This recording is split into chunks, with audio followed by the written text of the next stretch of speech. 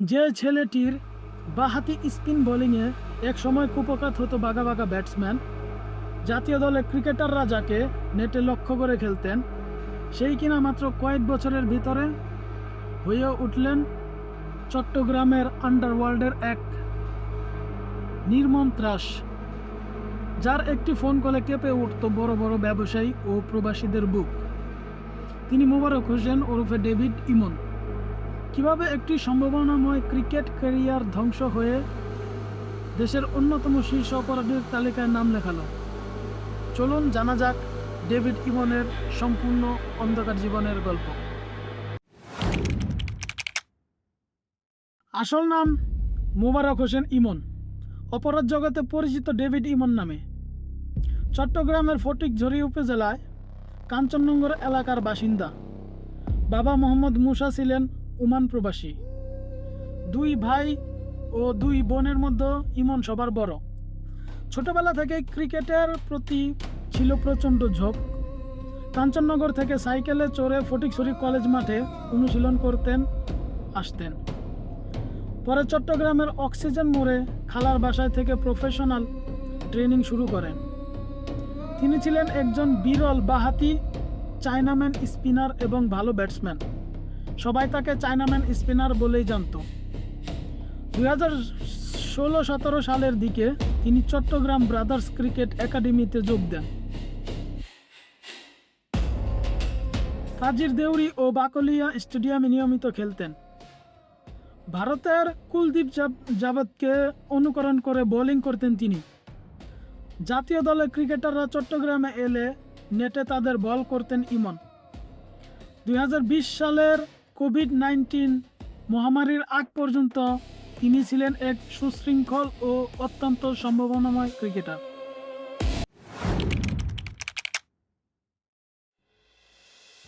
নগরের রহমানিয়া উচ্চ বিদ্যালয় থেকে এসএসসি পাশ করলেও আর এইচএসসি পরীক্ষা দেওয়া হয়নি। 2020 সালে করোনার পর ক্রিকেট ছেড়ে পুরোপুরি জড়িয়ে পড়েন ছাত্র রাজনীতিতে। উত্তর জেলা ছাত্রলীগের সাবেক এক শীর্ষ নেতার সাথে তার ঘনিষ্ঠতা তৈরি হয়। 2022 সালে ওমানে যান ইমন, কিন্তু ভাগ্যের চাকা না ঘোরায় 1 বছরের মাথায় দেশে ফিরে আসেন।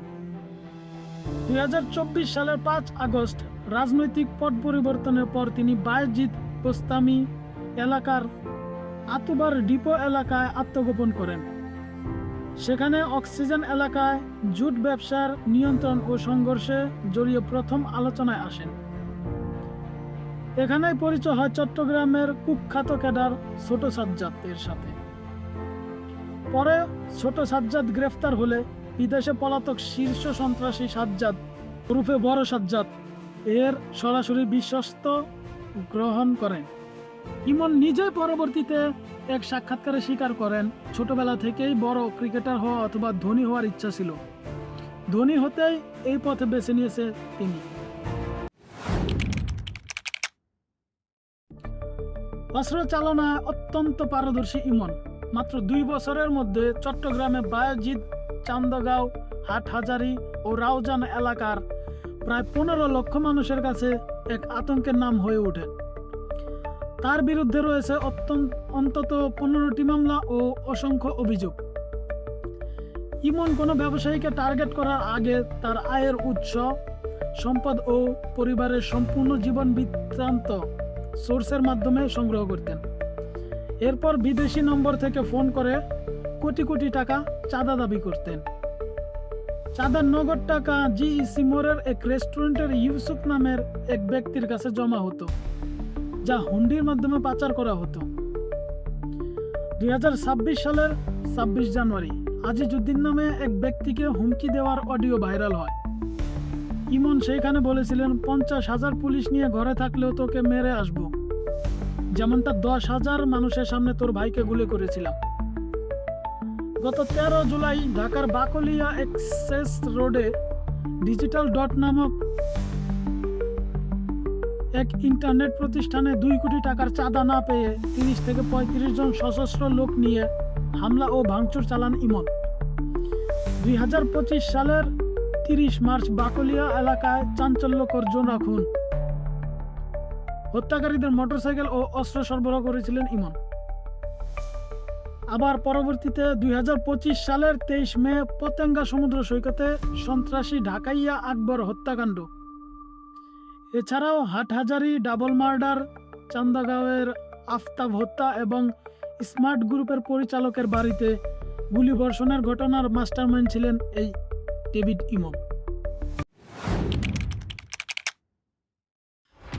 একের পর এক পুলিশের নজরদারি এড়াতে ইমন নিজের চিরচেনা লুক পরিবর্তন করেন। তিনি তার সিগনেচার গোঁফ সম্পূর্ণ কামিয়ে ফেলেন ভারতে পালিয়ে স্থায়ীভাবে থাকার জন্য। তিনি আজহার খান নামে একটি ভারতীয় নকল ডেমো আধার কার্ড তৈরি করেছিলেন। গোয়েন্দা তথ্যের ভিত্তিতে গত 29 জুলাই 2026 বুধবার রাত 3টার দিকে যশোর নড়াইল মহাসড়কের ঝুমঝুমপুর এলাকায় চট্টগ্রাম ও যশোর জেলা পুলিশ যৌথ চেকপোস্ট বসায়। একটি কালো হোন্ডা সিআরবি গাড়িকে সন্দেহ করে পুলিশ। শুরুতে নিজেকে ঢাকার বাসিন্দা এবং নাম মিরাজ বলে দাবি করেন। পুলিশ জেরার মুখে নিজের আসল পরিচয় দিতে বাধ্য হন ইমন। সেখান থেকে 3 সহযোগী সহ গ্রেফতার হন এই শীর্ষ সন্ত্রাসী। যে হাত দিয়ে দেশের হয়ে ক্রিকেট মাঠে লাল সবুজের পতাকা ওড়ানোর কথা ছিল, সেই হাতে আজ উঠেছে হাতকড়া। ডেভিড ইমনের এই গল্প আমাদের দেখায় অন্ধকার জগৎ বা অপরাধের পথ সাময়িক।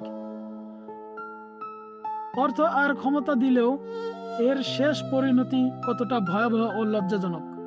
একজন সম্ভাবনাময় চায়নাম্যান স্পিনারের এই নির্মম পতন নিয়ে আপনার মতামত কি? কমেন্টে অবশ্যই জানান। ধন্যবাদ সবাইকে।